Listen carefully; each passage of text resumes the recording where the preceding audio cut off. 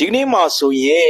2026နိုဘယ်ဆုရဖို့အတွက်ဒေါက်တာအေးမောင်ကတော့ထောက်ပံ့ပေးတဲ့မင်းအောင်လှိုင်ကအာဆီယံအစည်းအဝေးပွဲကိုသက်ခွင့်မရလို့တနိုင်ငံလုံးကတော်လိုင်းတစ်ဖက်ဝင်နေ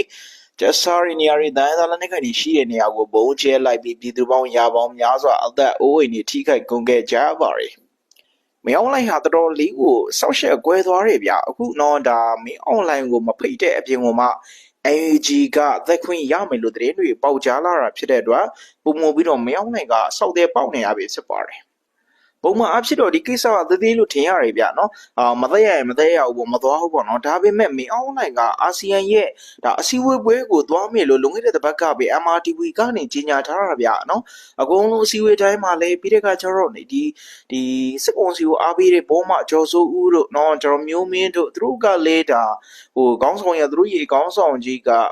ဒီအာဆီယံအစည်းအဝေးပွဲကိုသွားမယ်နော်အာဆီယံနိုင်ငံကအသိမှတ်ပြုပြီးဒီအာဆီယံအစည်းအဝေးပွဲကို Trump ကိုယ်တိုင်ကလာမယ်ဆိုတော့အမေရိကန်ကတော့เนาะဒီမင်းအောင်လှိုင်ပေါ့လေနိုဘယ်ဆုရမယ်မင်းအောင်လှိုင်ကိုဒီအသိမှတ်ပြုလိုက်ပြီဆိုရင်နေထားမျိုးနဲ့အာရပါရရေးသားကြပေါ်ပြကြရပေါ့နော်ဒါပဲမဲ့အနိကရောက်ခါမှာမင်းအောင်လှိုင်ကဒေါ်နယ်ထရန့်ရင်ဖင်းချခံလိုက်ရတယ်ဗျာဒီအစည်းအဝေးပွဲကိုလူတွေပဲတက်ခွင့်ရမယ်တဲ့နော်တရိတ်ဆိုင်နဲ့တက်ခွင့်မရဘူးဆိုပြီးတော့မင်းအောင်လှိုင်ကိုဒါဒေါ်နယ်ထရန့်ကတဲ့ပဲစော်ချလိုက်တာဖြစ်တဲ့အတွက်မင်းအောင်လှိုင်ကများမှာတော်တော်လေးကိုဆောက်ရှက်ကွဲသွားခဲ့ရပြီဗျာနော်ဆိုတော့တော်တော်လေးကိုနော်မင်းအောင်လှိုင်နေနေဆိုရင်လည်းတော်တော်လေးကိုဆောက်ရှက်ကွဲမှာပဲဒါကြောင့်မလို့တနိုင်ငံလုံးဘုံကျဲဖြစ်လိုက်တာဖြစ်တယ်ပေါ့နော်